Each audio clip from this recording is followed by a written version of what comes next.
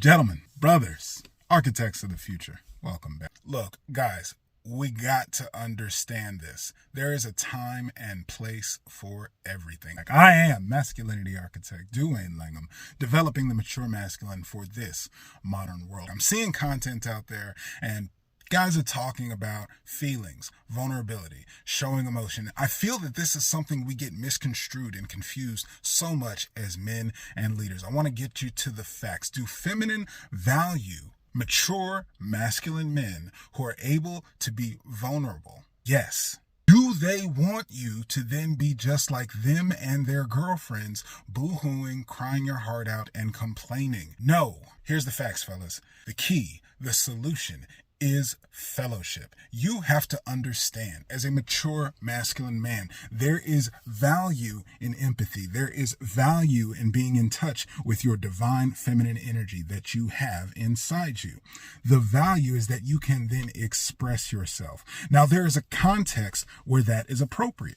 Does your woman, does your partner value, respect, and admire a man who knows how to express his feelings? Yes. Because we all know in this society that the opposite of that is toxic masculinity.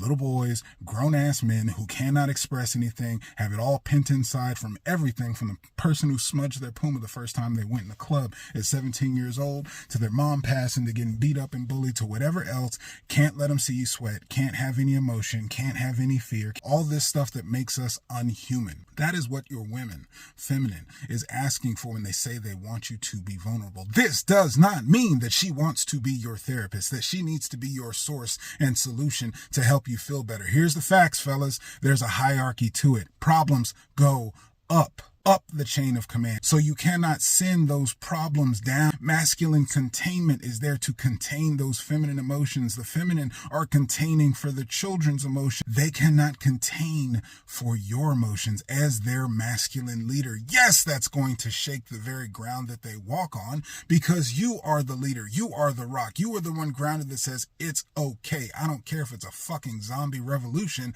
I got this. We're good. We're going to make it out. Let's go. If you in the corner crying about it, shit, we all fucked. And that's exactly how your feminine feels. Doubling back to the solution, fellowship, peers of the same sex, with the same challenges, with the same goal, with the same ambition, that have understanding for you and where you are in your place as a leader and mature masculine man. This is valuable because that is the place, gentlemen, to take off your armor. That is the place to iron sharpening iron. That is the place where you can vent your frustrations. That is the place that you can have a safe space to be heard, seen, and understood. Guys get this all confused. No emotion, no emotion. Show them no emotion. You can't have no emotion. We have all seen the result of that. That is why conversations of men's mental health is at the top of the attention right now, because it is real. It is valid. There's a time and place for everything.